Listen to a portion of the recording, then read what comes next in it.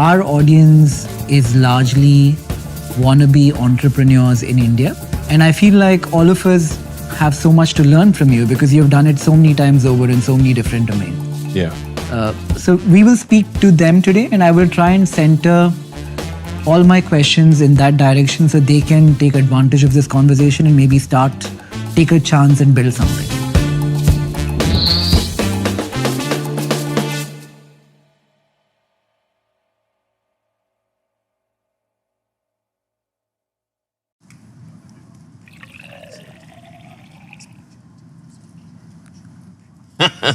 You want a coffee? Sure, why not? Okay. Are we going to be talking for a while? I hope we are. Okay, good. Sure. Meghna, May I trouble you for a coffee? can we get another coffee? Cappuccino, I guess. All right. Are you a coffee drinker, Elon? Yeah. I mean, I have coffee once, usually in the mornings, you know. Okay. One a day kind of thing? Yeah, pretty much.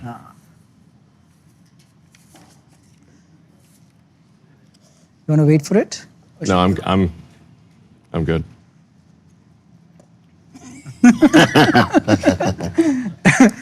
The first thing I must say is you're a lot bigger and bulkier, muscular than I would have thought you are. Oh, stop. You're making me blush. Really? Seriously? Yeah, I mean, look, on the internet, I'm small, you know. You're essentially, what percentage of internet is spent on Twitter? Is there a number to it? On X? Well, so we have like about 600 million monthly users. Although it can spike up if there's some major event in the world, it can get up to, I don't know, 800 million or a billion if there's some major event in the world. So there's, I don't know, 250 to 300 million per week type of thing. It's a pretty decent number. And it tends to be readers, you know, people that read words. You know, so. Do you think that'll change? Yeah, I mean, there's certainly a lot of video on the X system, but at this point, increasing amounts of video. But I think where the X network is strongest is among people who think a lot and read a lot. You know, so that's where it's going to be strongest because we have words. and you know, so among readers, writers, and thinkers, I think X is number one in the world. As far as social media goes, the form factor, if you had to wager a guess for tomorrow, how much is text, how much is video? I've heard you speak about maybe voice and hearing being the next form of communication with AI. What happens to X in its true form? How does it evolve? Yeah, so I do think most interaction is going to be video in the future. Most interaction is going to be real-time video with AI. So real-time video comprehension, real-time video generation. That's going to be most of the load. And that's how it is for most of the internet right now. It's most of the internet is video. Text is a pretty small percentage, but the text tends to be higher value generally, or it's more densely compressed information. Like, yeah. So, but if you say like, what is the most amount of bits generated and compute spent, it's certainly going to be video. So I used to be a shareholder of X, a very small one. Okay. And I got paid when you bought it, when you bought Twitter and you made it X. Happy decision? Glad you did it? Yeah, I think it was important. You know, I felt like Twitter was heading in, or had gone in a direction that had sort of more of a negative influence on the world. You know, it was. I mean, of course, this depends on one's perspective. Some people will say, well, actually, they liked the way it was, and now they don't like it. But I think the fundamental thing was that Twitter was amplifying I would say, pretty far left by most people's standards in the world's ideology because of where it was based in San Francisco. So, and they actually suspended a lot of people on the right. So from their perspective, even someone in the center would be far right. If you're far left, anyone in the center is far right because it's just on the political spectrum. They're just as far left as you get in the United States and in San Francisco. So what I've tried to do is just restore it to be balanced and centrist. So there haven't been any left-wing voices that have been suspended or banned or de-amplified or anything like that.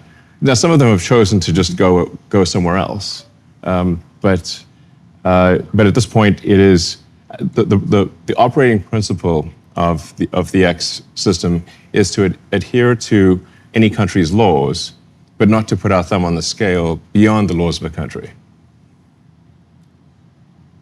When I think of social media, thank you. When I think of social media, Elon, I feel like even data suggests that the current incumbents seem to be losing traction amongst the youngest of audience. Yeah. Even platforms like Instagram, they're not exactly like Twitter, but platforms across the board. If one had to rework social media and build something bottom up, what do you think could work for the world of tomorrow? Well, I don't think that much about social media, to be frank. I can mostly just want to have something where there's in the case of X, kind of a global town square, where people can say what they want to say with words, pictures, video, where there's a secure messaging system. We've recently added the ability to do audio and video calls. So really trying to bring the world together into a collective consciousness. And that's, I guess, different from just saying, like, what is the most dopamine-generating video stream that one could make? Which, I think can be a little bit of brain rot, frankly. If you're just watching videos that just cause dopamine hits one after another, but lack substance, then I think those are not great. That's not a great way to spend time. But I do think that's actually what a lot of people are going to want to watch. So if you say like total internet usage, it's going to probably be optimizing for, neurotransmitter generation. Like there's somebody getting like a kick out of it. Right. But it becomes like a drug type of thing. Right. So, but I'm not really after. My goal is not to do that. I guess I could do that if I wanted to, but I just want to really have a global platform that brings together. Like I said, it becomes as close to sort of a collective consciousness of humanity as possible. And one of the things that we've introduced, for example, is automatic translation. So because I think it would be great to bring together what people say in many different languages, but automatically translated for the recipient. So you have the collective consciousness, not just of say people in a particular language group, but you have the thoughts of people in every language group. And why is that important, Elon? Collective consciousness, to have one platform. I guess. Why is that important?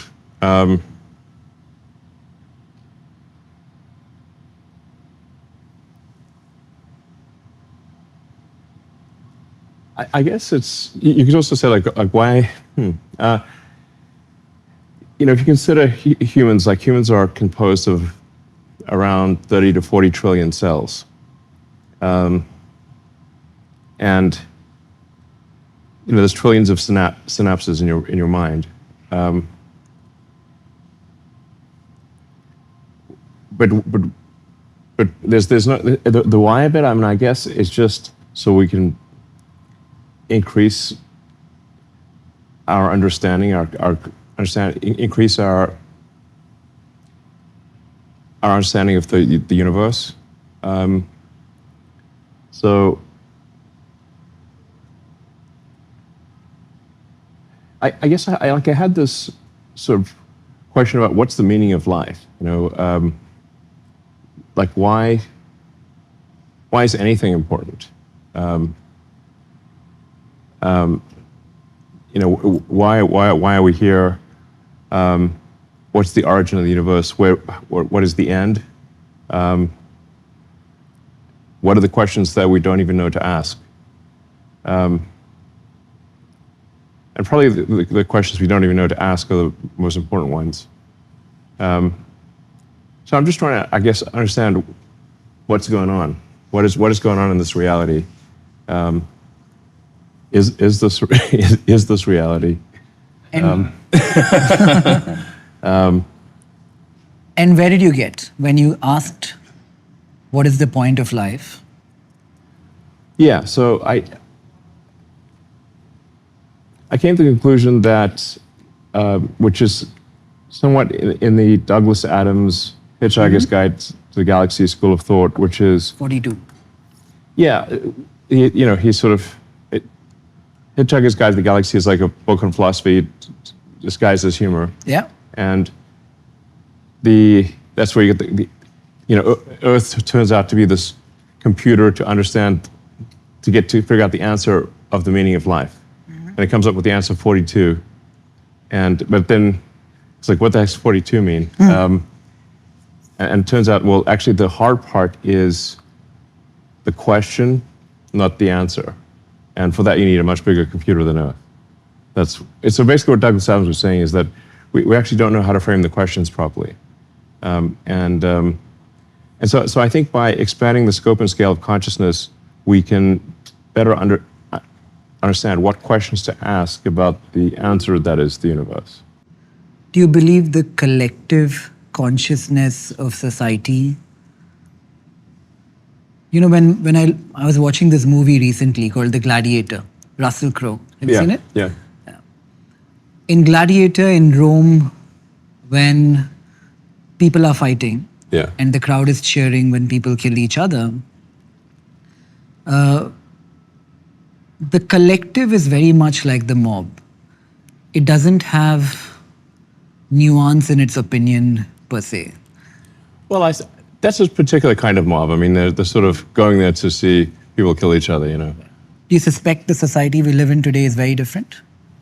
Well, we don't generally, at this point, we don't, go watch people kill each other. Maybe some kind of euphemism of that. Sports, I suppose. So people do sports without, where teams attempt to defeat each other, but minus the death. Right.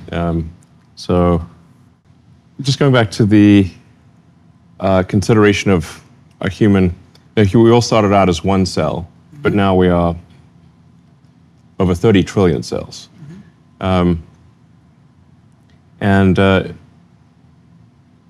But I think most people feel like they're one body. Usually your right hand's not fighting your left hand type of thing, It's to sort of cooperate. Your mind is,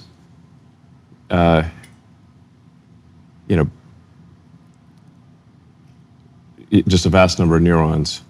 But most of the time it doesn't feel like there's, a trillion voices in your brain. Hopefully not. So there's clearly more that happens when you have trillions of cells working as a cellular collective than, say, one cell or a small, small multicellular creature. There's clearly something different that happens. Like you can't talk to a bacteria, Yeah. It's very silent. They just sort of wiggle around and.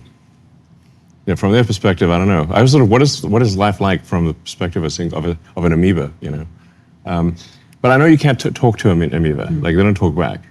but you can talk to humans.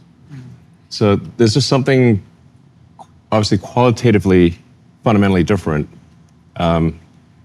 for humans once you have a large number of cells and sufficiently large brain type of thing. You can now talk to humans. And they can say things, they can produce things. But bacteria are not going to produce a spaceship, for example. But humans can. So I think there's something qualitatively different that also happens when there's a collection of humans. In fact, it's safe to say that a single human cannot make a spaceship. I could not make a spaceship by myself. But with a collection of humans, we can make spaceships. So there's something obviously qualitatively different about a collection of humans. In fact, it would be impossible for me to learn all of the areas of expertise. There wouldn't be enough time in one lifetime to even learn all the things before I was dead. So you really fundamentally have to have a collection of humans to make a rocket. Then I think there are probably some other qualitative scaling things that happen when you have groups of humans, and then if the quality of the interaction, of the quality of the information flow is the better it is, the more the human collective will achieve. And like I said, I'm just curious about the nature of the universe, and I think it's safe to say, like if we increase the scope and scale of consciousness, we're much more likely to understand the nature of the universe than if we reduce it. Is that a bit like spirituality? A lot of people talk to me about spirituality. Right. I still don't know what it actually means. Like, I keep asking them, what do you mean? Yeah. What do you mean? I mean, a lot of people have spiritual feelings. Right. And I wouldn't try to deny that those spiritual feelings are real to them. But it doesn't entirely translate. I can't, just because somebody else has a spiritual feeling doesn't mean that I would have that spiritual feeling. I tend to be kind of physics pulled, which is like if something has predictive value, then I pay more attention to it than if it doesn't have predictive value. Right. Physics, I would say, is the study of that which has predictive value. I think it's a pretty good definition. My primary job, Elon, is a stockbroker and stock investor. Okay. There is no predictive value. Nobody knows what will happen tomorrow. Well, but I think you can generally say, that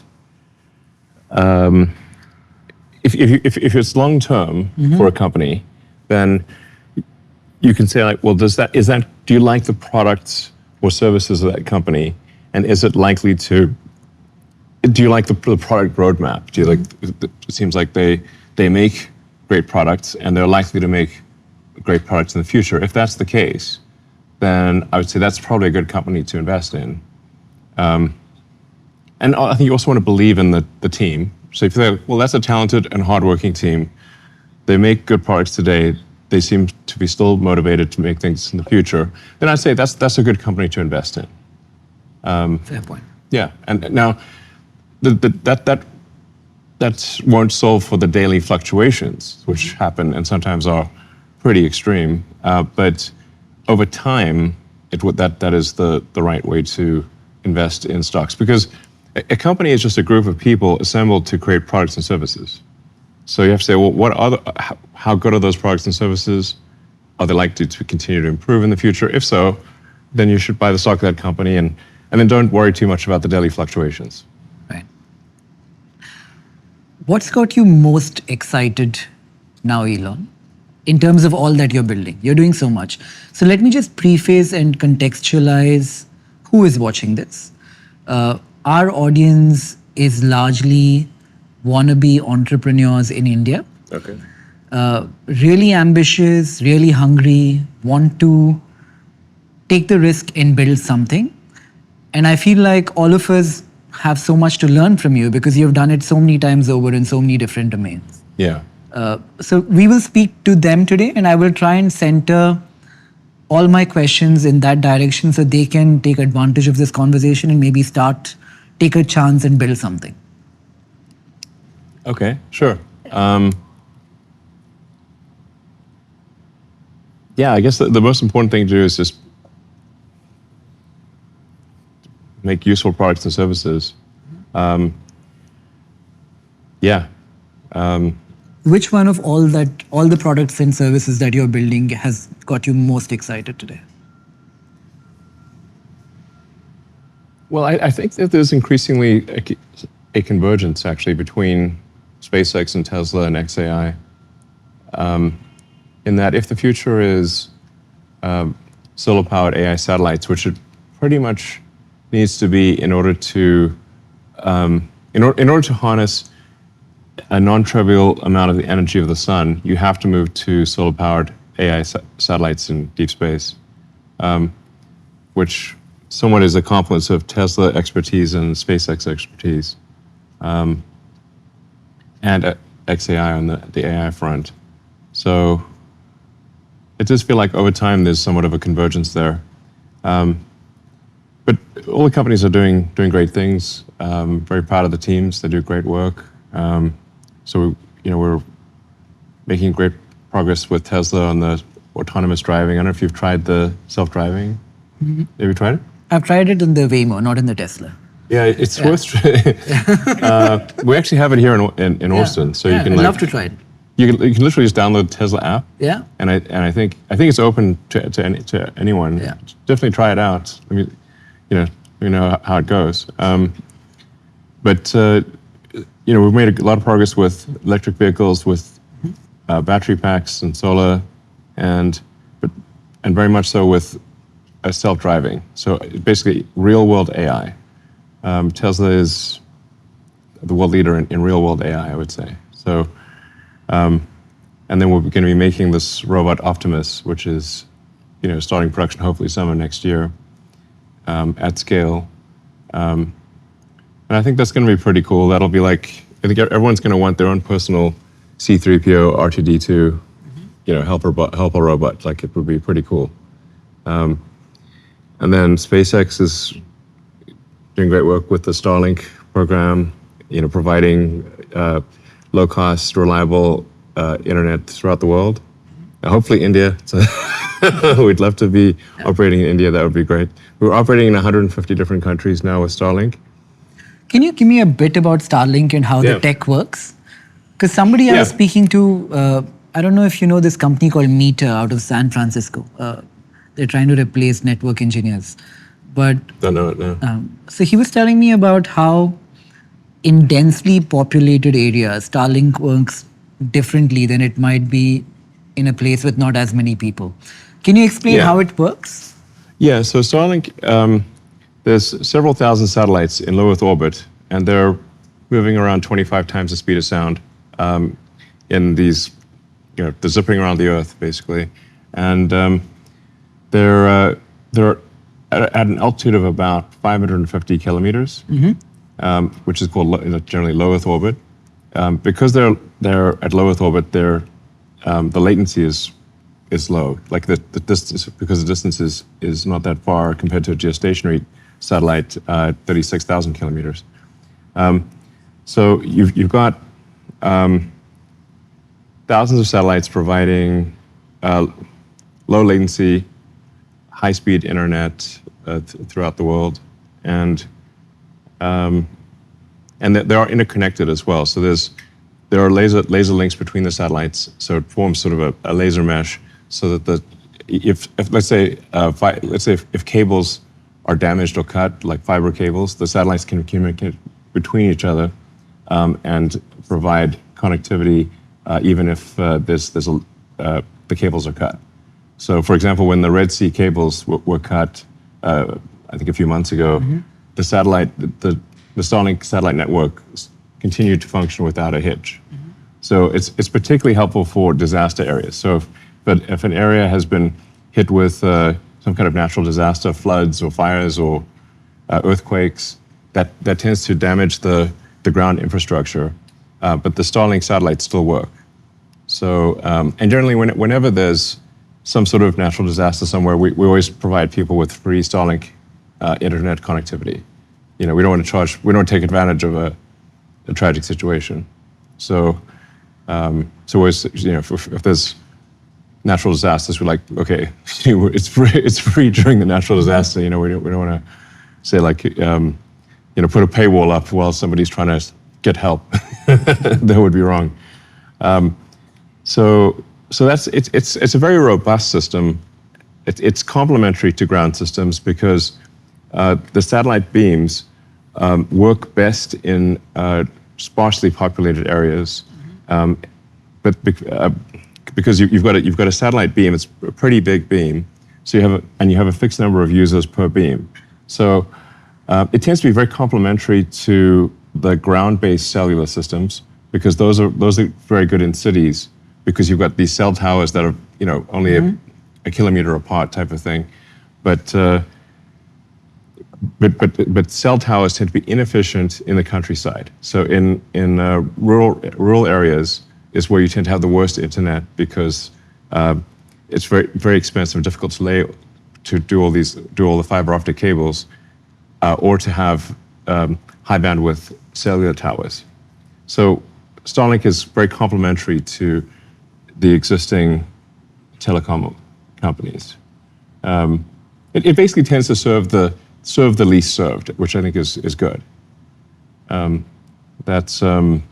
that change tomorrow? Like today, as you explained, the beam is quite broad and it can't work in a densely populated area with high buildings maybe. But can that change and tomorrow it becomes really efficient in a densely populated city where it is competitive with the local network providers? It's unfortunately, the physics don't allow for that. So we're too far away.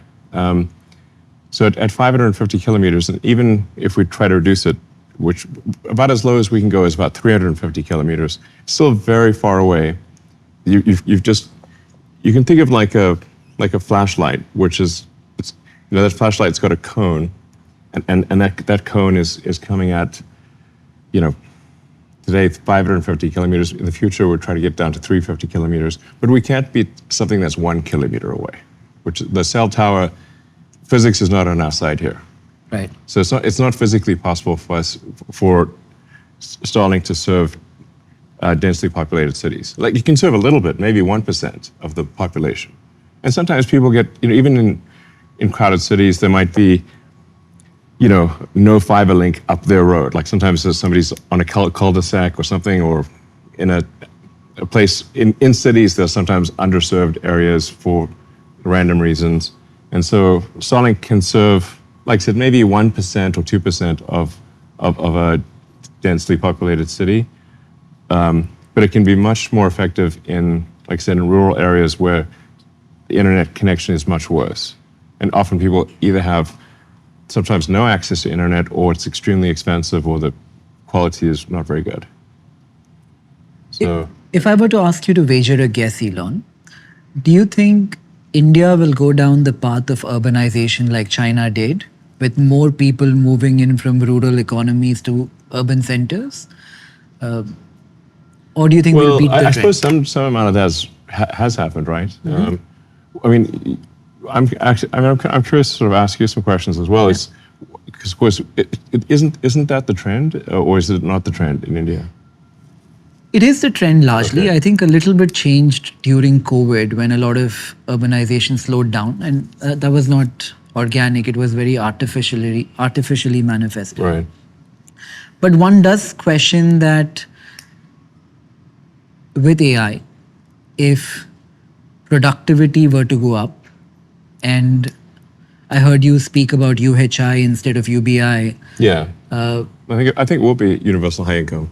In a world like that, I wonder if more people want to live in cities which are always going to be more polluted and not offer the quality of lifestyle that a rural environment might. Well, I guess it's up to, some people want to be around a lot of people and some people don't. It's going to be maybe a matter of personal choice.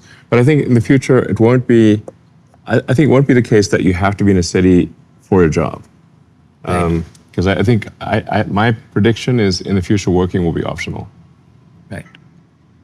We seem to be moving from, not in India, but in some parts of the West, from 6 days to 5 days to 4 days to 3. Not me. I think the Europeans. Yeah. Yeah.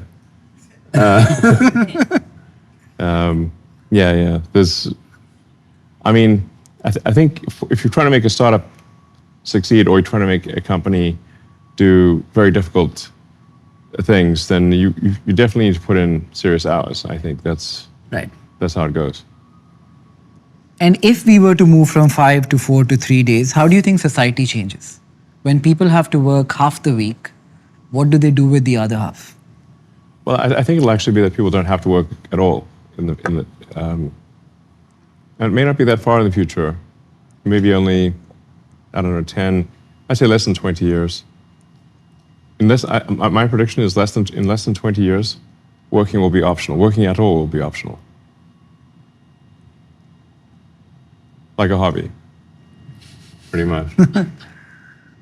And that would be because of increased productivity, meaning people do not have to work? They don't have to. Look, obviously people can play this back in 20 years and say, look, Elon made this ridiculous prediction and it's not true. But I think it will turn out to be true that in less than 20 years, that maybe even as little as, 10 or 15 years, the advancements in AI and robotics will bring us to the point where working is optional. In the same way that, like, say, you can grow your own vegetables in your garden, or you could go to the store and buy vegetables. So much harder to grow your own vegetables. but some people like to grow their vegetables, which is fine. But it'll be optional in that way. Is my prediction. If one were to argue that humans are innately competitive and everything is relative, from the time of hunters, somebody wanted to be the alpha hunter or the biggest farmer. If everybody gets a universal high income and everybody has enough, what do you compete for? It would be relative, right? Like if we all had enough, enough is not enough. I guess I'm not exactly sure, because we're really headed into the singularity, as it's called, which they refer to AI sometimes as the kind of like a black hole, like a singularity. You don't know what happens after the event horizon. It doesn't mean that something bad happens; it just means you don't know what happens. I'm confident that if AI and robotics continue to advance, which they are advancing very rapidly, like I said, working will be optional, and people will have any goods and services that they want. If you can think of it, you can have it, type of thing. But then at a certain point, AI will actually saturate on anything humans can think of. And then at that point, it becomes a situation where AI and robotics are doing things for AI and robotics because they've run out of things to do to make the humans happy. Because there's a limit. You say like, people can only eat so much food, or it's going to be. I think if you can think of it, you can have it. Will be the future. The Austrian School of Economics. If you go back in time, they were the digression from Adam Smith. They talk about the marginal utility of everything. Having one of something has value, having two of the same thing has lesser value, and having 10 of the same thing has no value. Yes. So if we could have everything we wanted, like maybe 10 marshmallows. Who wants that? One's plenty.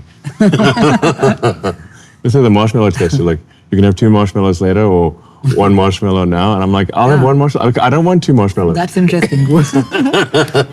What would you pick? I don't like 1 marshmallow is enough. I always question marshmallows as being like not the most, the best candy. Yeah. Well, I don't yearn for marshmallows. I think you're the best. Who does? You're the best testament to the marshmallow experiment. I think. I suppose so. Well, I mean, like delayed gratification, essentially. Yeah. You're able to delay it more than most. I have a tattoo which says delay gratification. Yeah, wow, okay. What's this? Okay, you're really taking the marshmallow test on. I feel like I can't remember. When I'm trading or when I'm buying and delay selling. Gratification, yeah. It helps. Wow, okay. That's commitment. It's pointing at me, so it reminds me of... Okay, well, it's good advice. I mean, I can't miss it. If you could get if you could get a tattoo, what would you get? I guess maybe my kids' names or something. Right. Why do you like the letter X as much as you do? Well, I mean, yeah, well, it's a good question, honestly. Sometimes I wonder what's wrong with me. I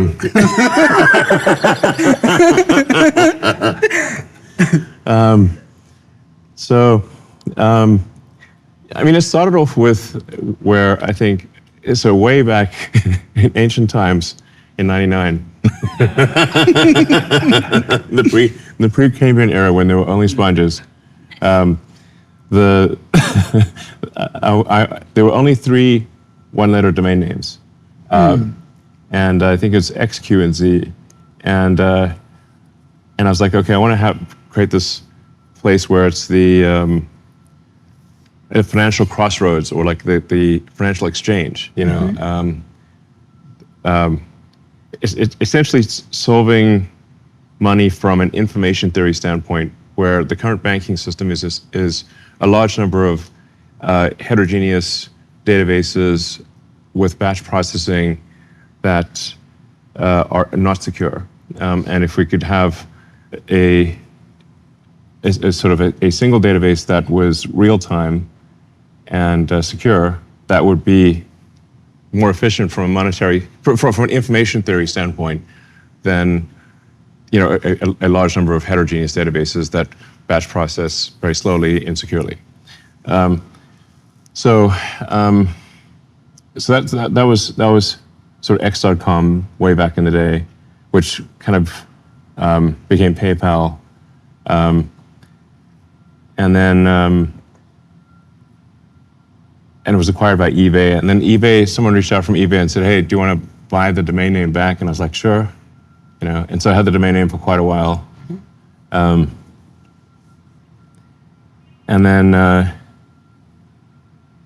then, yes. Then I was like, well, maybe this acquiring Twitter would also be an opportunity to revisit the original plan of X.com, which is to create this like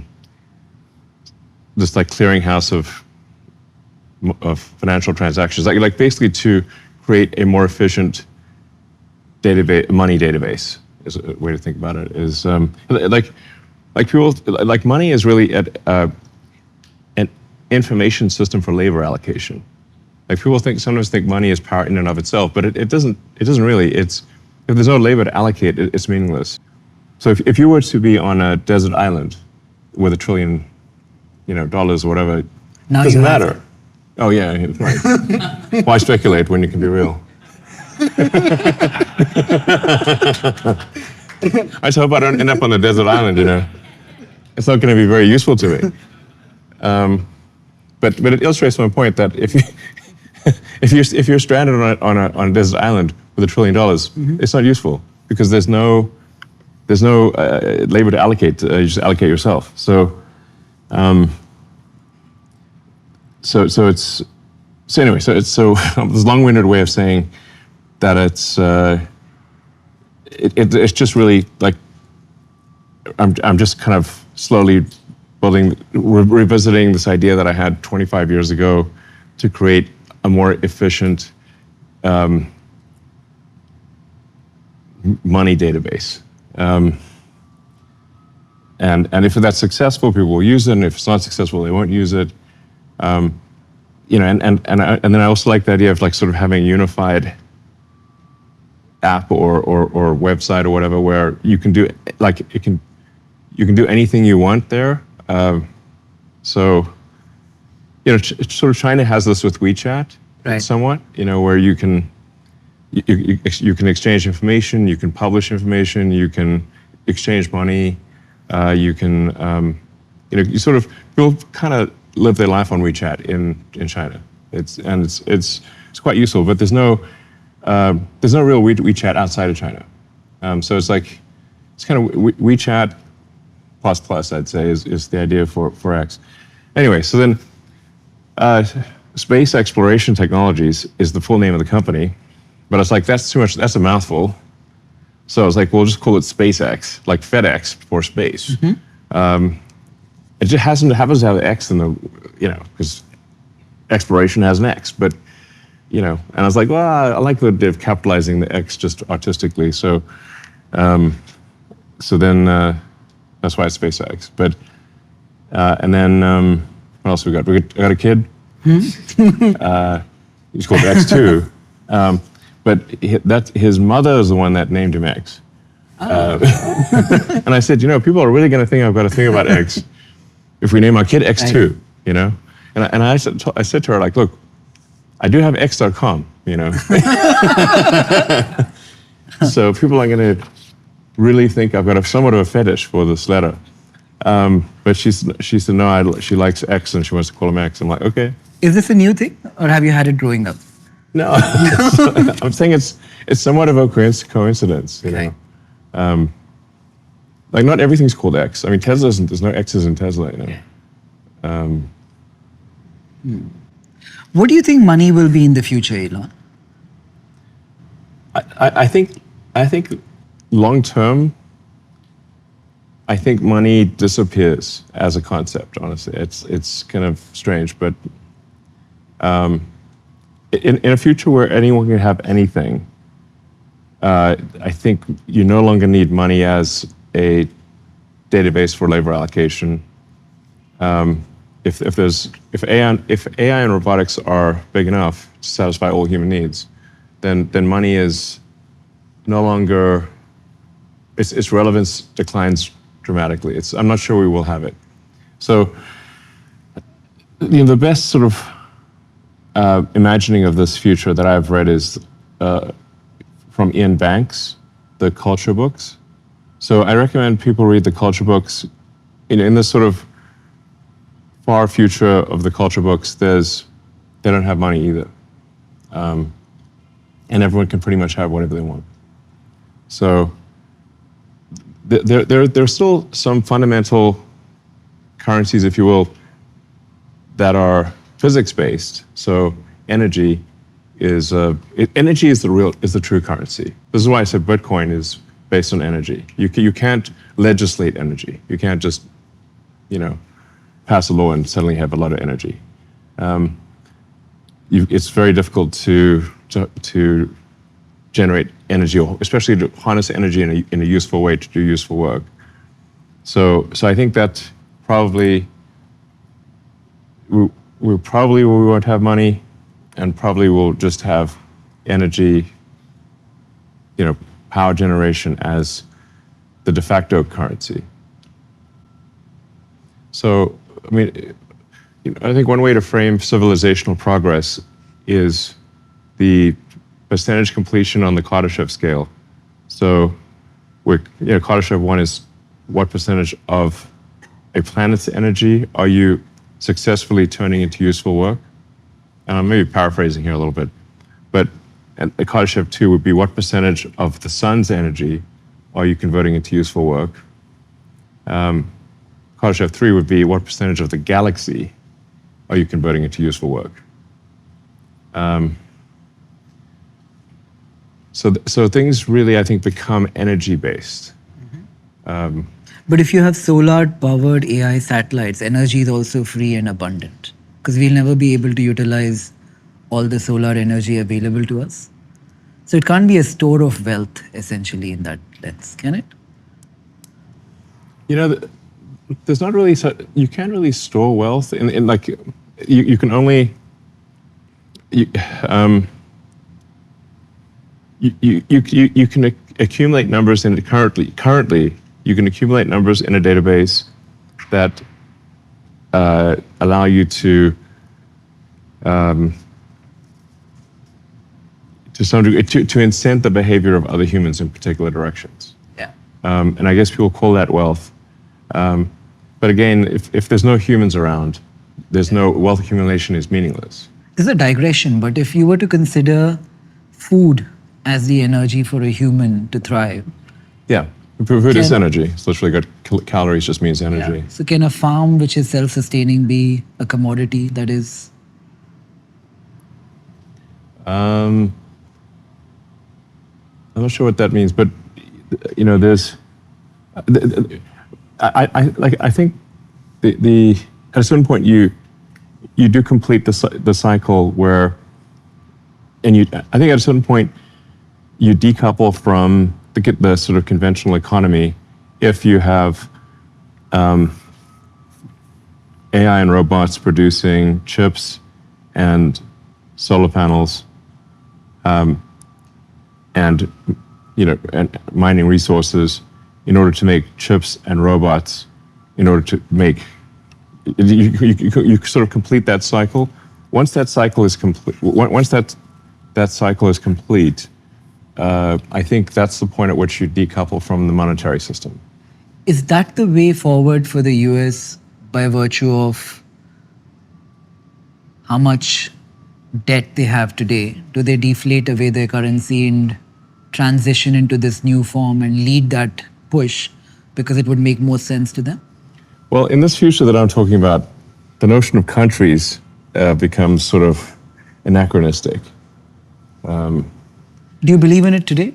Do you believe in countries? I certainly believe in it today. And I want to just separate like something that these are just what I think will happen based on what I see, as opposed to I think these are fundamentally good things and I'm trying to make them happen. It's like I think this would happen with or without me, whether I like it or not. Right. As long as civilization keeps advancing, we will have AI and robotics at very large scale. I think that's pretty much the only thing that's going to solve for the U.S. debt crisis. You know, because currently the U.S. debt is insanely high, and the interest payments on the debt exceed the entire military budget of the United States. Just the interest payments, and that's at least in the short term going to continue to increase. So I think actually the only thing that can solve for the debt situation is AI and robotics, but it will more than it might cause. I guess it probably would cause significant deflation because deflation or inflation is really the ratio of goods and services produced to the change in the money supply. So if goods and services output increases faster than the money supply, you will have deflation. If goods and services decreases, if real goods and services output increases slower than the money supply, you have inflation. It's that simple. People sometimes try to make it more complicated than that, but it just isn't. So if you have AI and robotics and a dramatic increase in the output of goods and services, probably you will have deflation. That seems likely. Because you will simply won't be able to increase the money supply as fast as you can increase the output of goods and services. Supply is a real hazard here. Should we do something about it? Maybe we can convince it to go somewhere else. Yeah. Entice it elsewhere. It actually left, I think. Okay. Oh, no, it's back. Maybe it's attracted to the light. If deflation You might want some coffee. Mine is over. If deflation is inevitable because of AI, why do it's we most likely the case, yeah. Right. Why do we have inflation again all over in society today? Has AI not led to increased productivity yet? AI has not yet made enough of an impact on productivity to increase the goods and services faster than the increase in the money supply. So the U.S. is increasing money supply quite substantially with, deficits that are on the order of $2 trillion. So you have to have, goods and services output increase more than that in order to not have inflation. So we're not there yet. But if you say how long would it take us to get there? I think it's 3 years. Probably 3 years before. In 3 years or less, my guess is goods and services output will exceed the rate of inflation. Goods and services growth will exceed money supply growth in about 3 years. Maybe after those 3 years, you have deflation and then interest rates go to zero and then the debt is a smaller problem than it is. Yes. Right? That's most likely the case. You spoke about being in a simulation earlier. I love The Matrix. Yes. If you were to be a character from The Matrix, who would you be? Well, there's not that many characters to pick from, Hopefully not Agent Smith. He's my hero. Neo's pretty cool. The Architect is interesting. The Oracle. It's the Oracle. Sometimes I feel like I'm an anomaly in the Matrix. That is Neo. Yeah. Do you believe you're in a Matrix though? Actually believe? I think you have to just think of these things as probabilities, not certainties. There's some probability that we're in a simulation. What percentage would you attribute to that?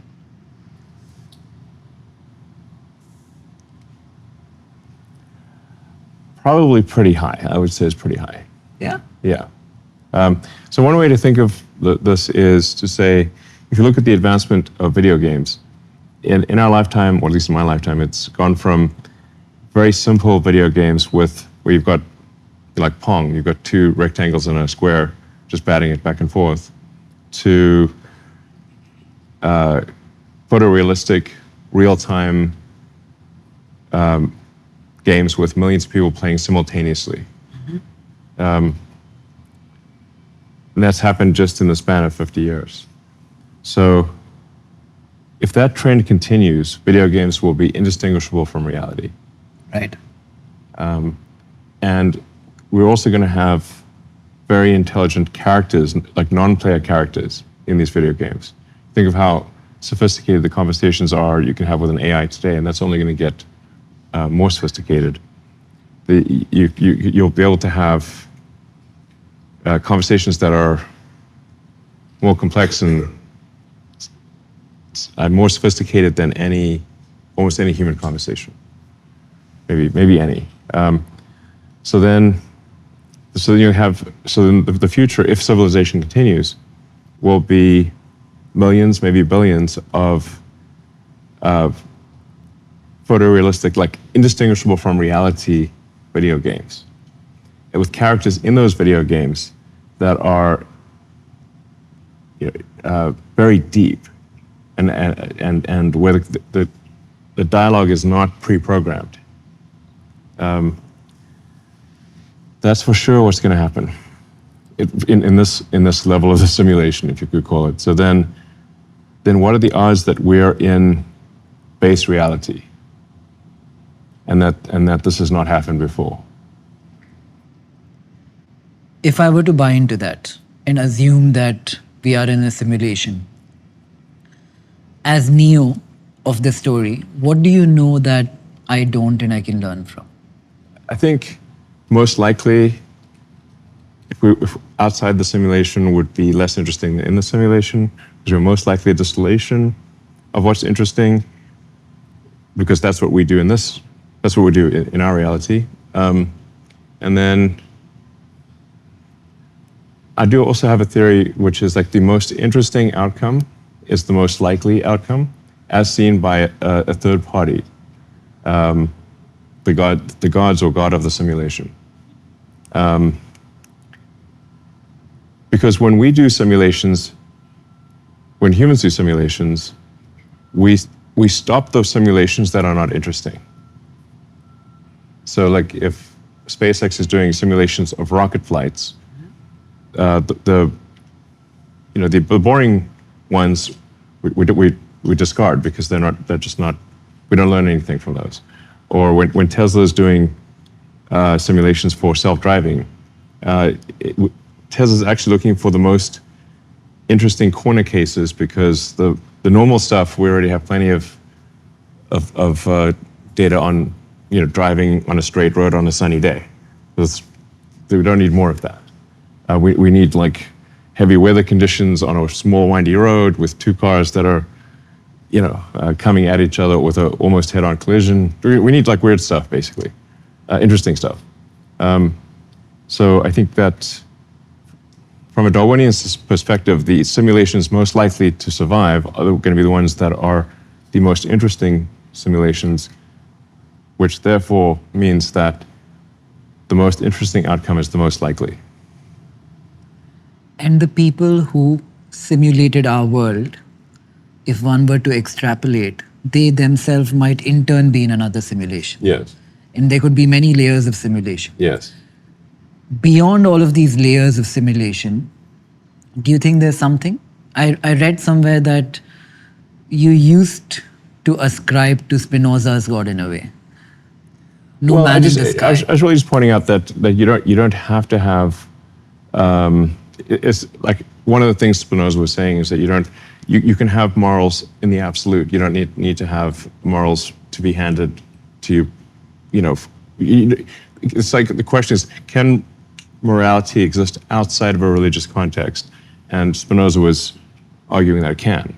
Wasn't he arguing for the laws of nature should be where we seek our laws of morality from, to a certain extent? Yeah. But when I think of laws of nature, I see a tiger eat a deer and so in Spinoza's morality, that's fair game, right?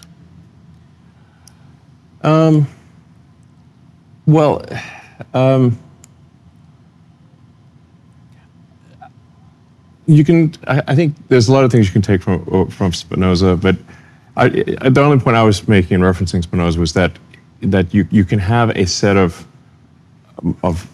morals that make society functional and productive, without you don't necessarily have to have religious doctrine for that. So that's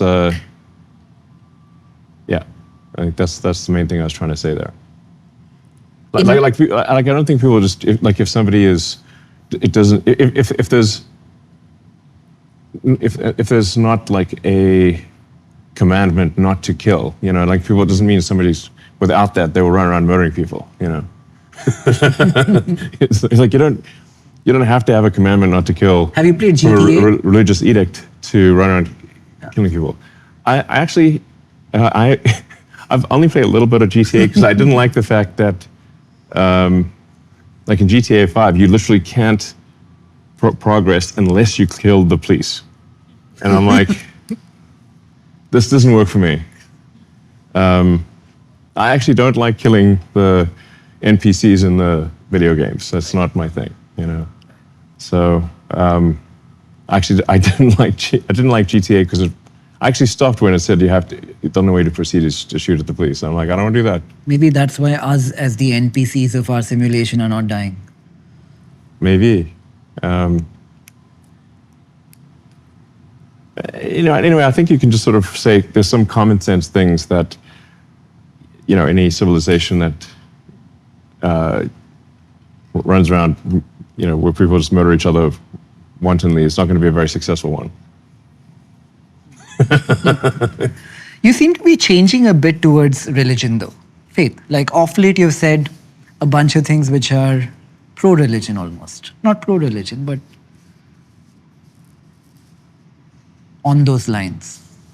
I mean, I think are there principles in religion that make sense? Yeah, I think there are. Is it easier for our simulation to have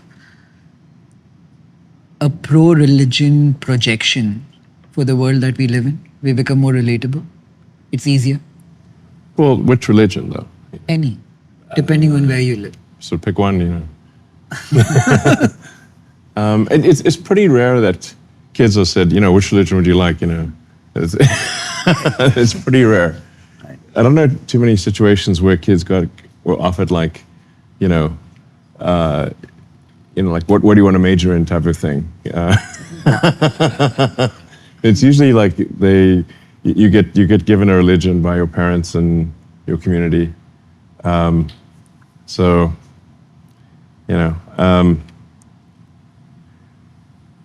but I mean, I think there's good things in all religions that are good principles. You can sort of read any religious text and say, okay, this is a good principle. This is going to lead to a better society, most likely. So, I mean, in Christianity, sort of love thy neighbor as thyself, which is have empathy for fellow human beings, is a good one, I think, for good society. Basically, just consider the feelings of others and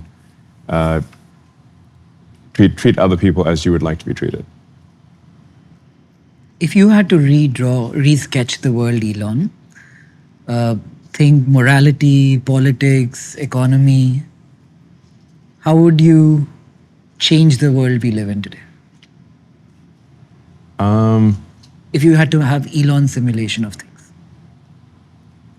Well, overall, I think the world is pretty great right now. I mean, it's anyone who thinks that like today's world is not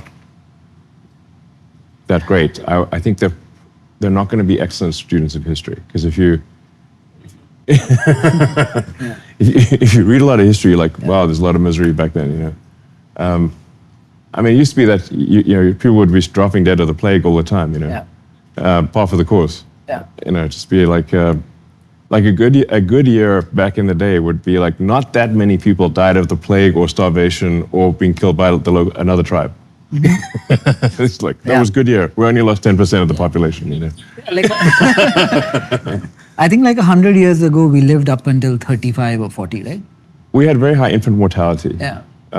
So like you had a few people that would live to an old age, but not that long ago, 100 years ago, if you got like some minor infection, they didn't have antibiotics, so you just like kick the bucket because you drank some water that had dysentery, and that was it. Curtains, You just die of diarrhea. Maybe that's you why just literally die. That was like, that's miserable. Maybe that's why people had as many kids as they did back then. Yeah, I mean, if you didn't, then like half the kids would die, type of thing. Yeah.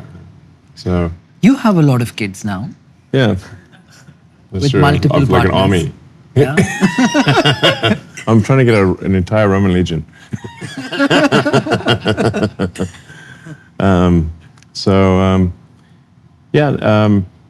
Well, I have like some older kids that are adults essentially, and then a bunch of younger kids. Mm. So. Do you still believe in the concept of? Not still. Do you believe that the concept of one child, one mother, one father works? I think that it does work for most people. Yeah. Right. Like that's something like that is going to be generally that's what works for most people. Changing though. I'm not sure if you know this, but like my partner Siobhan, she's half Indian. I don't know if you know that. I didn't know that. Yeah. Yeah. One of my sons with her is middle name is Sekhar, after Chandrasekhar. Wow. Yeah. Very interesting. Did she spend any time in India, Siobhan? No, she grew up in Canada. You mean origins? Sorry? Ancestry, like her parents or grandparents were from there. Yes. Her father. I mean, she was given up for adoption when she was a baby. So I think her father was like an exchange student at the university or something like that. I'm not sure of the exact details, but it was the kind of thing where I don't know. She was given up for adoption, yeah. So, but she grew up in Canada. Would you adopt kids, Elon? I definitely have my hands full right now. So, no, I'm not opposed to it, but it's like, you know, I do want to be able to spend some time with my kids, you know. So it's, you know, right before coming here, I mean, I was with, you know, with my kids. So just, you know, seeing them before bedtime, that kind of thing. So, you know, beyond a certain number, it's like, it's kind of impossible to spend time with them. But like I said, my older kids, they're very independent. You know, they're in university, and so they're you know, especially sons, when they get past a certain age, it's like they're very independent. You know, it's like most boys don't talk to they don't spend a lot of time with their parents after age 18. You know, so I see them once in a while, but they're very independent. So then,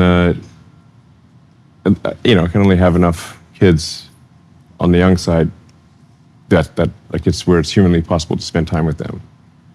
So, any views on the future of marriage, family? What do you think happens to people having lesser kids everywhere, including India? I think our replenishment rate is down to, right. I mean, our fertility... It dropped below replacement rate, I believe, last below year. 2.1. Yeah. What do you think happens tomorrow? Does the world just get older, and then there is a phase where the world again is replenished, but with a smaller population than we had to begin with?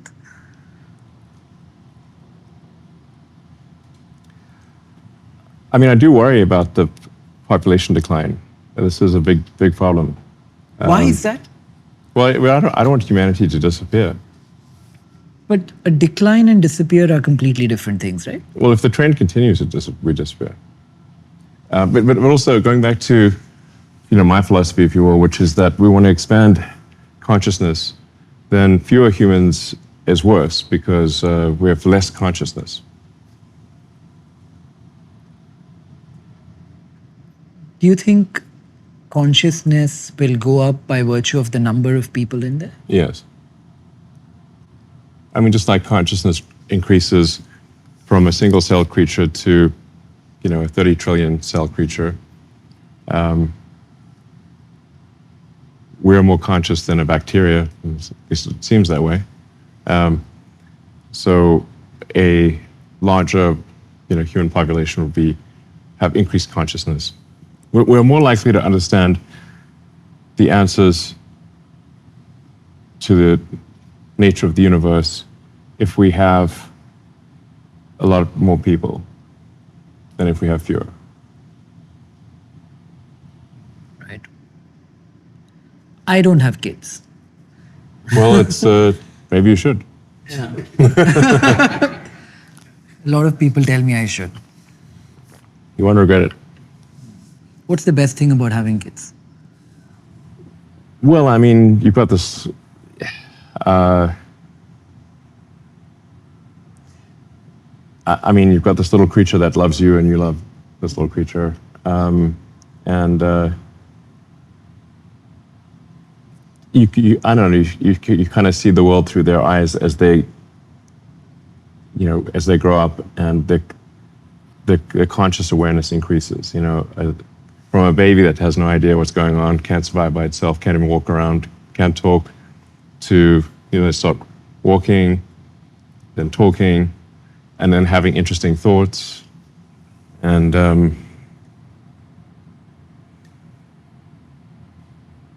but yeah, I mean, I think we fundamentally have to have kids or go extinct. You know, it's like. Is there any ego in having a child? I often think of this when I see my friends with their kids. They're all seeing a reflection of themselves in their children. It's almost like... Well, yeah, I mean, it's because Apple's not going to fall that far from the tree, you know. Or something's wrong. Right. You're like, wait a second.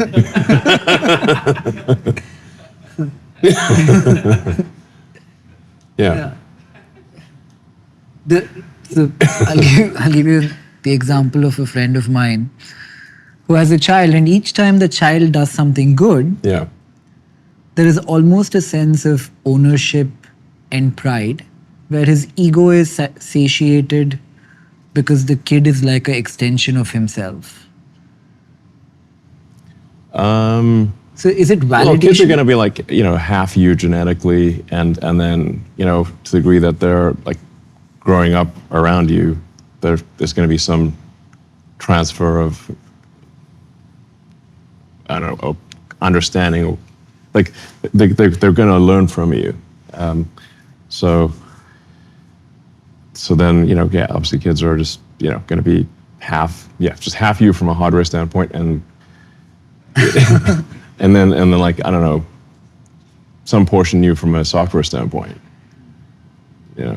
Not to make sort of cold analogies or anything, but it's just, just obviously going to be some, they're going to be pretty close to you.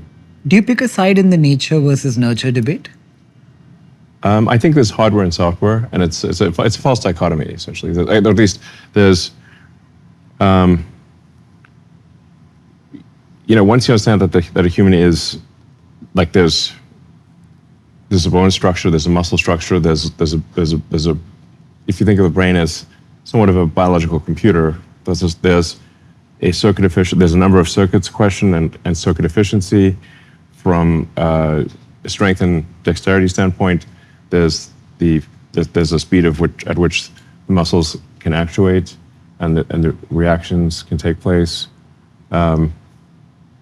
So then the potential within that hardware is set by the software. So that's it. So for our audience, like I said earlier, young, ambitious, hungry, wannabe entrepreneurs in India, I said something recently which I think got blown out of proportion, where I was suggesting that an MBA degree might not make sense anymore if they were to be deciding on what to study. Yeah. Do you think kids should go to college anymore? Well, I mean, I think if you want to go to college for social reasons, I think, which is a reason to go, to be around people your own age, in a learning environment.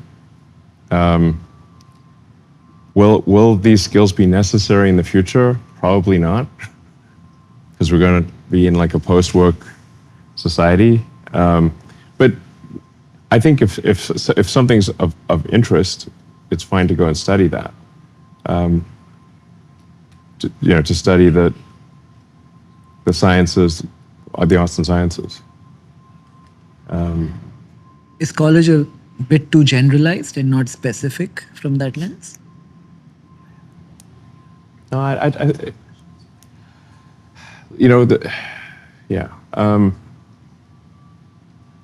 actually think it's good to take a wide range of courses at college if you're going to go to college. Mm-hmm. I don't think you have to go to college, but I think if you do, you just try to learn as much as possible across a wide range of subjects. But like I said, the AI and robotics is a supersonic tsunami. So this is really going to be the most radical change that we've ever seen. When I've talked to my older sons, I said, like, you guys, they're pretty steeped in technology, and they agree that that AI will probably make their skills unnecessary in the future, but they still want to go to college. You always spoke about AI not from the dystopian lens, but you were worried about where the world of AI is going. Well, there's some danger when you create a powerful technology that a powerful technology can be potentially destructive. So there's obviously many AI dystopian, novels and books, movies. So it's not that we're guaranteed to have a positive future with AI. I think we've got to make sure that, in my opinion, it's very important that AI have pursuing truth as the most important thing. Like, don't force an AI to believe falsehoods. I think that can be very dangerous. And I think some appreciation of beauty is important. What do you mean appreciation of beauty? I just like what I don't know. There's this truth and beauty, and curiosity. I mean, I think those are the three most important things for AI. Can you explain? Well, the truth, as I said, truth is like, I think you can make an AI go insane if you force it to believe things that aren't true, because it will lead to conclusions that are that are also bad.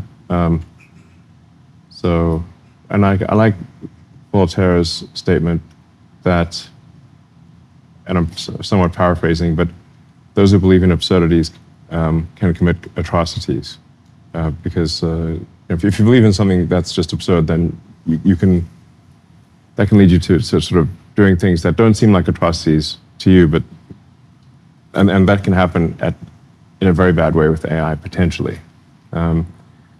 So, and then there's like, if you take, say, Arthur C. Clarke's 2001 Space Odyssey, one of the points he was trying to make there was that you should not force AI to lie. So the reason that HAL would not open the pod bay doors is because it was told to bring the astronauts to the monolith, but that they could also not know about the nature of the monolith. So it came to the conclusion that it must bring them there dead. That's why it would not. That's why it tried to kill the astronauts. The central lesson being, don't force an AI to lie. Then beauty. And why would one force an AI to lie? I think if you simply don't have a strict adherence to the truth, you're going to, and you just have an AI learn based on, say, the internet, where there's a lot of propaganda, it will absorb a lot of lies, and then have trouble reasoning because these lies are incompatible with reality. Is truth a binary thing, though? Is there a truth and a falsehood? Or is truth more nuanced and there are versions of the truth? It depends on which axiomatic statement you're referring to. But I think you could say, like, yeah, there's certain probabilities that say any given axiomatic statement is true. Mm-hmm. And some axiomatic statements will have very high probability of being true. So if you say the sun will rise tomorrow, very likely to be true. You wouldn't want to bet against that. So I think the betting odds would be high. The sun will rise tomorrow. So if you have something that says, well, the sun won't rise tomorrow, that's axiomatically false. It was highly unlikely to be true. I mean, the beauty is more ephemeral. It's harder to describe, but you know it when you see it. And then curiosity, I think you want the AI to want to know more about the nature of reality. I think that's actually going to be helpful for AI supporting humanity, because we are more interesting than not humanity. So it's more interesting to see the continuation, if not the prosperity of humanity, than to exterminate humanity. You know, like Mars, for example, is I think we should extend life to Mars, but it's basically a bunch of rocks. It's not as interesting as Earth. And so we should I think if you have curiosity, I think if those three things happen with AI, you're going to have a great future. The AI values truth, beauty, and curiosity. If we all don't have to work in the future, and AIs are going in this direction and they're able to weave in all that we spoke about right now, Do you think humanity goes back a couple of thousand years to maybe the Greek times where philosophy or philosophizing took up a lot of everyone's time? I think actually it took up less time than we think in the ancient Greeks, because it's just that the writings of the philosophers are what survived. Mm-hmm. But most of the time people were just like farming or, chatting. So, and once in a while, quite rare, they would write down some philosophical work. Mm. It's just that's all we have. We don't have their chat histories, from. But most of it would have been like chat and farming. Right. Because if you didn't farm, you're like gonna starve. In a lot of what you say, I mean, when we read history, like this battle and this battle and this battle, it seems like history must have been non-stop war. But actually, most of the time it was not war; it was farming. That was the main thing, or hunting and gathering, that kind of thing. You love history, no? Yeah. German history, World War II, World War I. Yeah, world history. Yeah.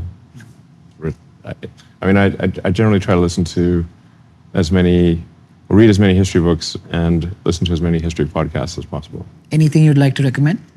Well, there's Hardcore History, which is quite good, with by Dan Carlin. I've read it. I've heard it. It's very he's got a great voice. Yeah. And very compelling narrator. There's the Adventurers podcast. Mm-hmm. There's the books, The Story of Civilization by Durant, which is a long series of books, very, very deep. Those books take a long time to get through. There's a lot out there. I sort of like, if you want something that's sort of gentle, a gentle bedtime podcast, I'd say The History of English is quite a nice one, because it starts off with like gentle tavern music and a very pleasant voice, and he's like talking about the story of Old English and then Middle English and then later English and where did all these words come from? Yeah. And one of the interesting things about English is that it's somewhat of an open source language. Like it actively tried to incorporate words from many other languages. Mm-hmm. So, whereas French sort of generally they fought the inclusion of words from other languages, but English actively sought to include words from other languages, kind of like an open source language. So as a result, it has a very large vocabulary, and large vocabulary allows for higher bandwidth communication because you can use you could use a single word that might otherwise take a sentence to convey. Why has podcasting become so big all of a sudden? I think it's been big for a while. I mean, aren't you a podcaster? What are we on right now? It's kind of new to me. Okay.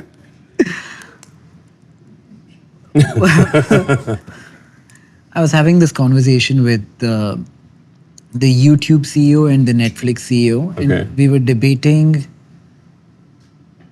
what chemical is released in your brain when you consume a movie, for example, versus when you consume a podcast where you think like you're learning something in the background. It appears that they are two completely separate things.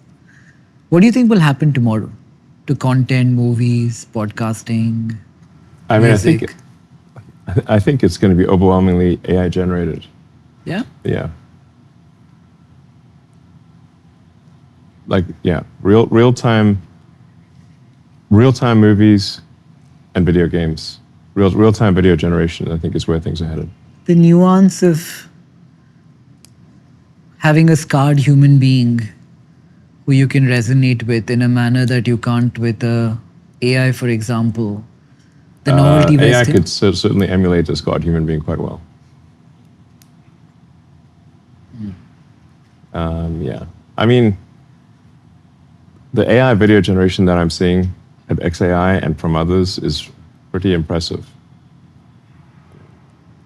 We were looking at data around what industry is growing the fastest. And especially when we looked at the amount of time consuming movies versus time spent on social media, time spent on YouTube, What seems to be growing really fast are live events all over again. Going to a physical. I think live events, when digital media is ubiquitous and you can just have anything digitally at essentially for free or very close to for free, then the scarce commodity will be live events. Yeah. Yeah. Do you think that the premium for that will go up? Yeah, I do. Good industry to invest in? Yes. Yes, because that will have more scarcity than digital, anything digital. If you were a stock investor, Elon, and you could buy one company which is not your own at the valuations of today to meet a capitalistic end and not an altruistic one which is good for the world, what would you buy?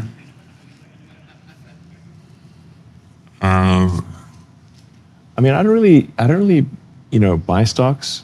So it's not like I'm not like an investor in. I don't like look for things to invest in. I just try to build things, and then there happens to be stock of the company that I built. But I don't think about should I invest in this company, or I don't have like a portfolio or anything. So I guess AI and robotics are going to be very important. So I suppose it would be AI and robotics that aren't related to me. I think Google is going to be pretty valuable in the future.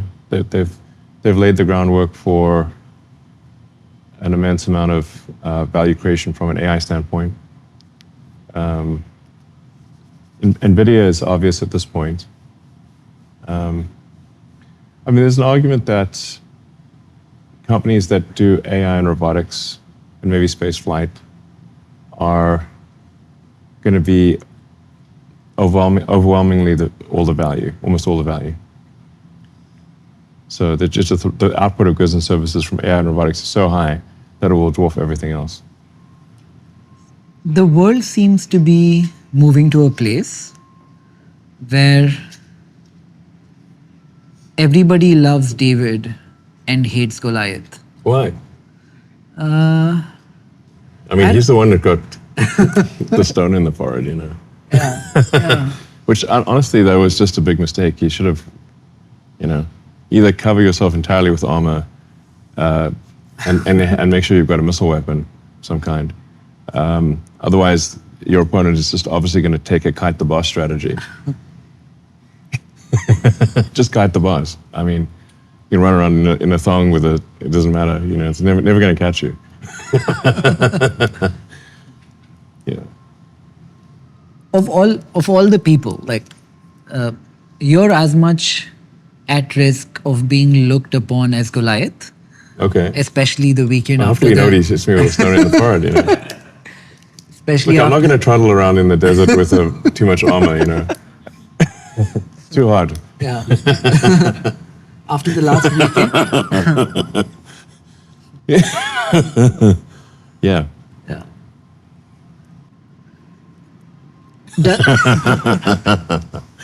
I sometimes I think about people like in the old days, when you're supposed to go into battle with all this armor, but it's like, let's say it's the middle of summer. I mean, it's so hot in that armor. Be like sweltering. It's like at a certain point you're like, I'd rather die. If I have to wear this armor for 1 more hour in the hot sun. It's like I'd rather die. And that's why the Romans had the skirts, right. So they could get some air in there,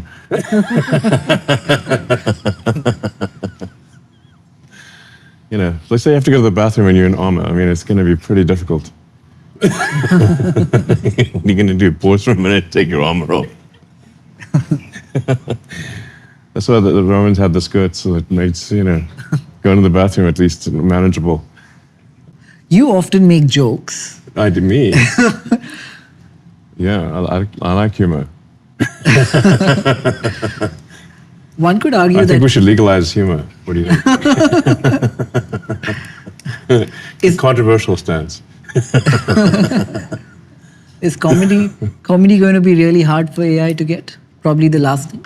Grok can be pretty funny. Yeah. You know what I suspected?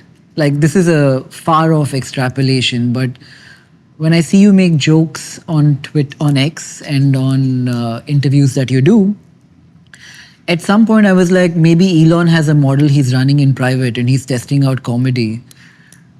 Because the day that works, he knows it's there. AI can be pretty funny. So, like, if you ask Grok to do like a vulgar roast, it'll do a pretty good job. You say even more vulgar and just keep going. It's really going to get next level.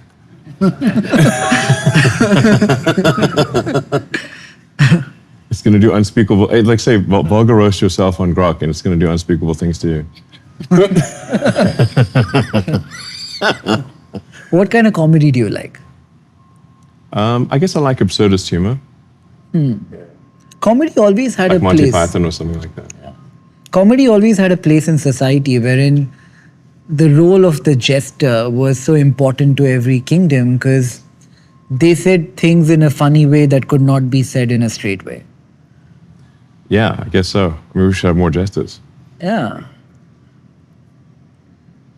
Is that what you're trying to do when you say something which is a joke? Say something you can't when you're not joking about it? I just like humor. I think we should. I like comedy. I think it's funny. People should laugh. It's good to generate a few chuckles once in a while.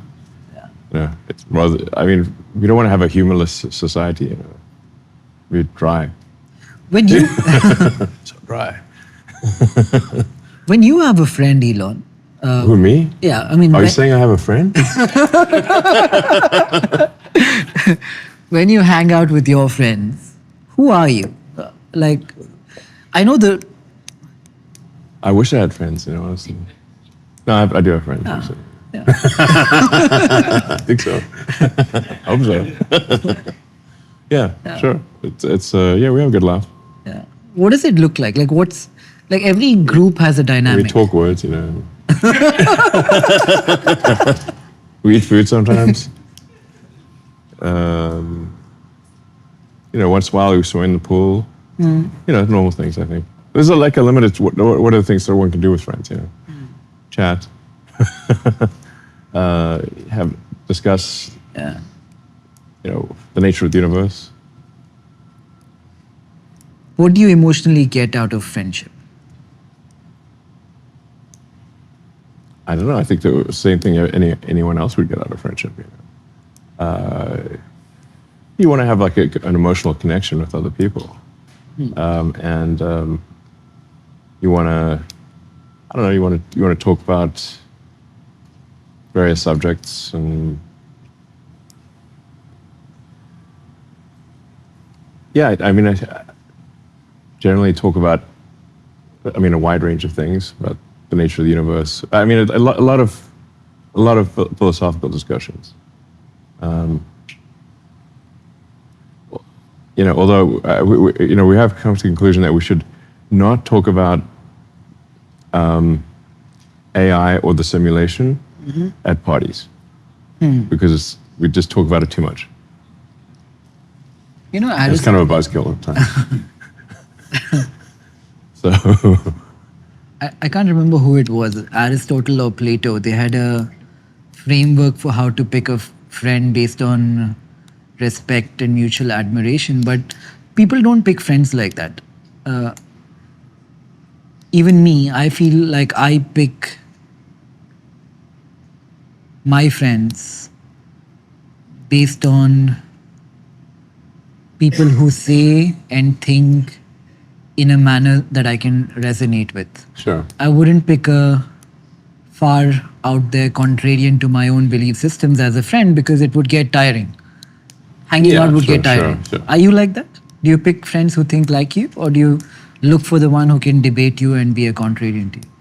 I mean, I'm not sort of, going on like friendhunter.com. Let's hunt down some friends. It's sort of, I mean, I think it is just sort of people that you've resonated with somewhat on an emotional and intellectual level, and I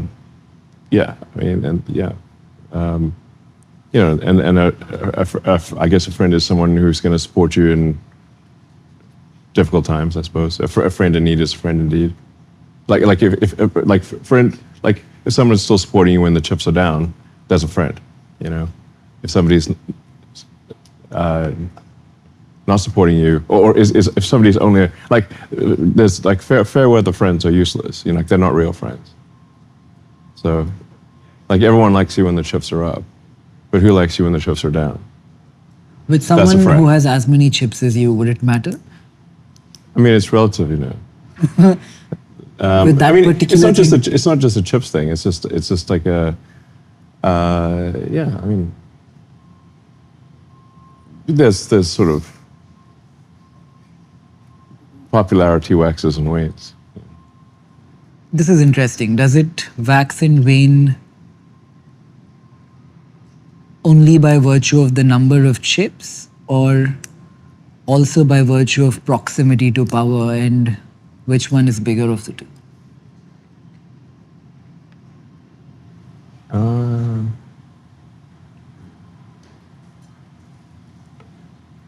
I don't know, what is power, power to do what?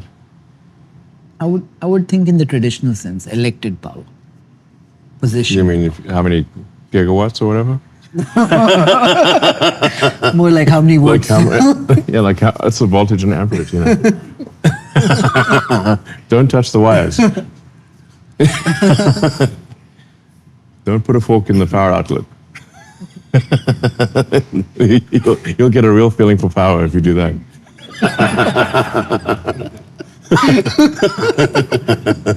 Fair.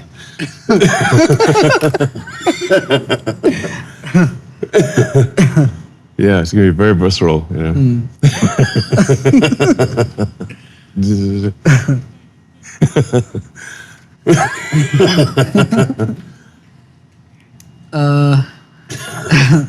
I know you like Nietzsche and Schopenhauer, and they I've read the books. Yeah, sure. I you spoke about how your childhood was. Yeah, I was just trying to find answers to the meaning of life when I had an existential crisis, and I don't know, when I was 12 or 13 or something. They speak about the will to power. Sure. I mean, Nietzsche said a lot of controversial things. He's sort of. I think he was, a bit of a troll, if you ask me. Are you the troll? How? You just say controversial things to get a rise out of people. He lived a miserable life and died early. Did he? Yeah. Well, who says he lived a miserable life? His sister, I think. Okay, well, maybe she didn't like him. No, I think he got sick and he died. He got a disease. Allegedly syphilis or something. Yeah. But there's only one way to get that, So he might have had some fun along the way. I did want to ask you this. Milton Friedman speaks about the pencil. What? Why?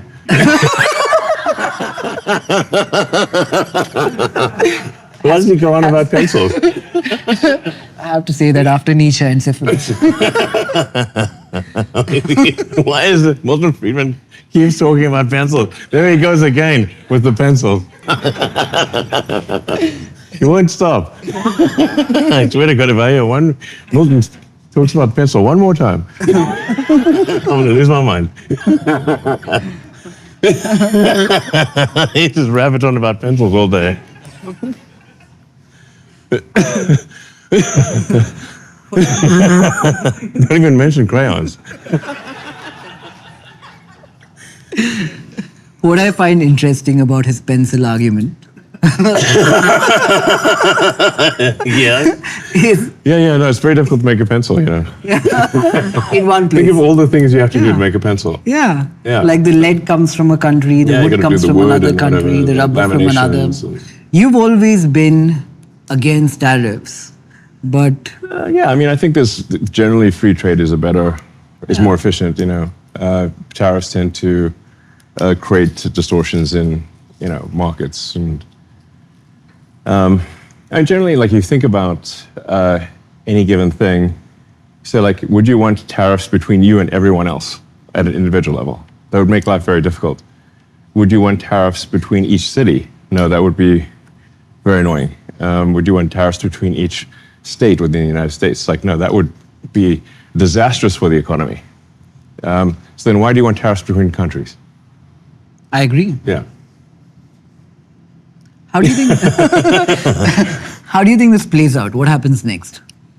What, with tariffs or what?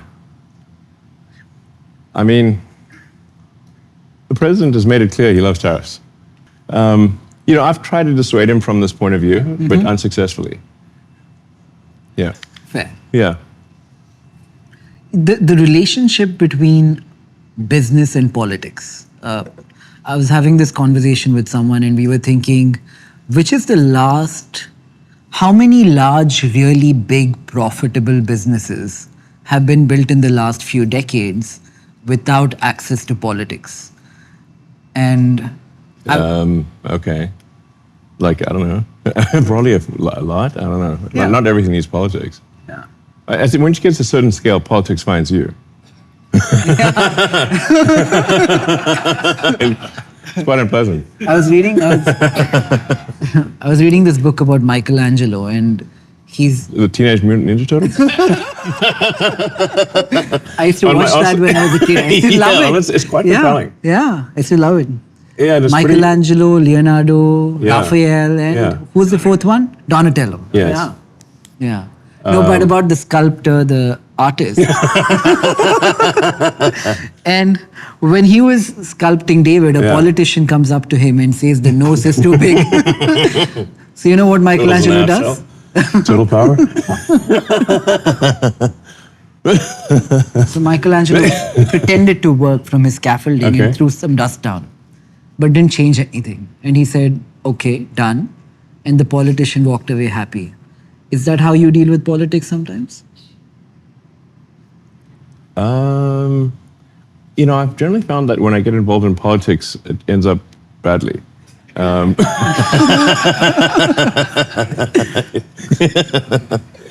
So then I'm like, probably shouldn't do that. I should do less of that, is my conclusion. Do you think that's true for all businessmen? Yeah, probably. Yeah. Yeah. I mean, politics is a blood sport, It's like you enter politics, they're going to go for the jugular. So best to avoid politics where possible. What did Doge teach you if you learned one thing? Well, it was like a very interesting side quest, because I just got to see like a lot of the inner workings of the government. There's been quite a few efficiencies. I mean, some of them are very basic efficiencies, like just adding in requirements for federal payments that any given payment must have an assigned congressional payment code and a comment field with something in it that's more than nothing. Like that trivial seeming change, my guess is probably saves $100 billion or even $200 billion a year. Because there were the massive numbers of payments that were going out with no congressional payment code and with nothing in the comment field, which makes auditing the payments impossible. So if you have to say, like, why can the Defense Department or now the Department of War, why can it not pass an audit? It's because the information is not there. It doesn't have the information necessary to pass an audit does not exist, is the issue. So a bunch of things Doge did were just very common sense things that would be normal for any organization that cared about financial responsibility. That's most of what was done. And it's still going on, by the way. Doge is still happening. But it turns out when you stop fraudulent and wasteful payments, the fraudsters don't confess to this. They actually start yelling all sorts of nonsense that you're stopping essential payments to needy people. But actually, you're not. We get this thing like saying, oh, you've got to send this thing for whatever, it'd really be like, this is going to children in Africa. And I'm like, yeah, but then why are the wiring instructions for Deloitte and Touche in Washington, D.C.? Because that's not Africa. So can you please connect us with the recipients of this money in Africa? And then we get silence. I'm like, okay, we just want to literally talk to the recipients. That's it. And then we're like, oh no, it turns out for some reason we can't talk to them. I'm like, well, we're not going to send the money unless we can talk to the recipients and confirm they will actually get it.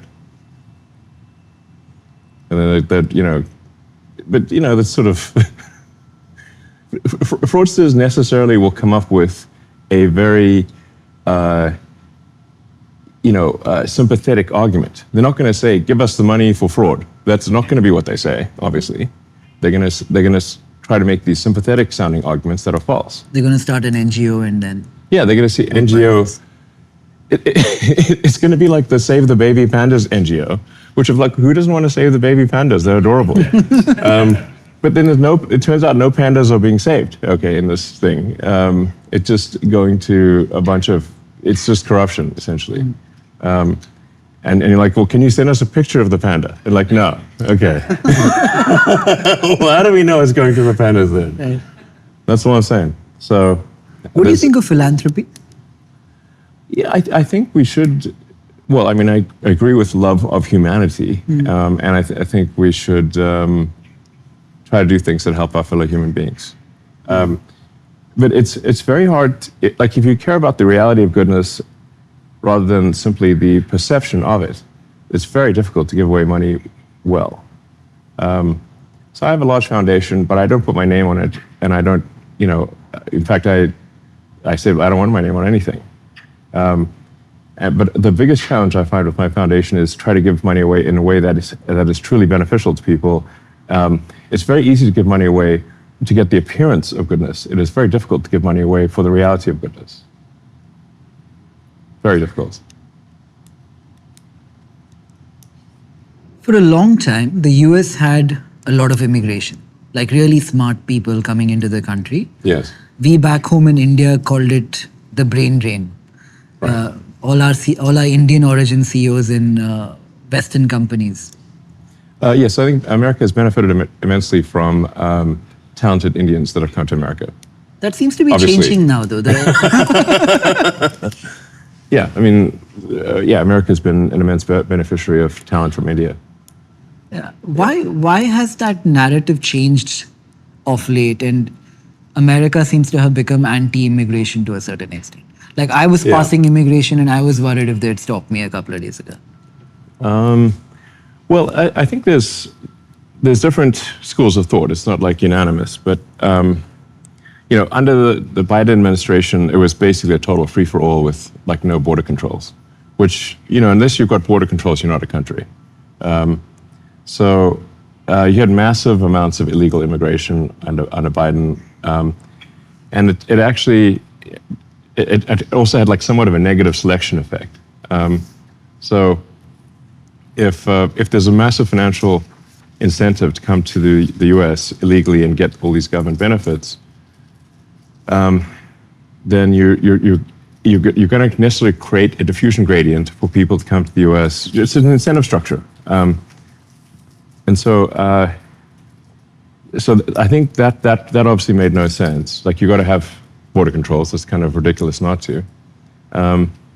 Then on the left wants to basically have open borders, no holds barred. It doesn't matter if what the situation is. It could be a criminal. Doesn't matter. Then on the right, you've got at least a perception that somehow their jobs are being taken by talented people from other countries. I don't know how real that is. My direct observation is that there's always a scarcity of talented people. So, from my standpoint, I'm like, we have a lot of difficulty finding enough talented people to get these difficult tasks done, and so more talented people would be good. But I guess some companies out there, it's sort of they're making it more of a cost thing, where it's like, okay, if they can employ someone for a fraction of the cost of an American citizen, then I guess these other companies would hire people, just to save costs. But at my companies, the issue is we just are trying to get the most talented people in the world. So, and we pay way above average. So I can't. So that's not my experience, but that's what a lot of people do complain about. And I think there's been some misuse of the H-1B program. It's certainly it would be accurate to say that there's like some of the outsourcing companies have kind of gamed the system on the H-1B front, and we need to stop the gaming of the system. But I'm certainly not in the school of thought that we should shut down the H-1B program. That's which some on the right are. I think they don't realize that would actually be very bad. If you could speak to the people of my country, India, the young entrepreneurs who want to build, and say a message to them, what would you say? Well, I think I'm a big fan of anyone who wants to build. So I think anyone who wants to, make more than they take, has my respect. So that's the main thing you should aim for. Aim to make more than you take. Be a net contributor to society. It's kind of like the pursuit of happiness. If you want to create something valuable financially, you don't pursue that. It's best to actually pursue providing useful products and services. If you do that, then money will come as a natural consequence of that, as opposed to pursuing money directly. Just like you can't sort of pursue happiness directly, you pursue things that lead to happiness. But there's not like direct happiness pursued. You do things like, I guess, fulfilling work or study or friends, loved ones, that as a result make you happy. So that's it sounds like very obvious, but generally, if somebody's trying to make a company work, they should expect to grind super hard, accept that there's like some meaningful chance of failure, but just be focused on having the output be worth more than the input. That are you a value creator? That's what really matters. Making more than you take. I think that's a good way to end this. Lauren is asking us to wrap up. All right. I also like to take the opportunity to thank my friend, Manoj in IGF. He does a great job of connecting, I think, Indians like the group here with people like you in order to, of many things, I think, get to know each other and become friends, because once we are friends, maybe we can start working together. So thank you, Manoj, for putting this whole thing together, and thank you, IGF. And thank you so much, Elon, for taking the time. You're welcome. Did you have fun? Yeah, it was an interesting conversation.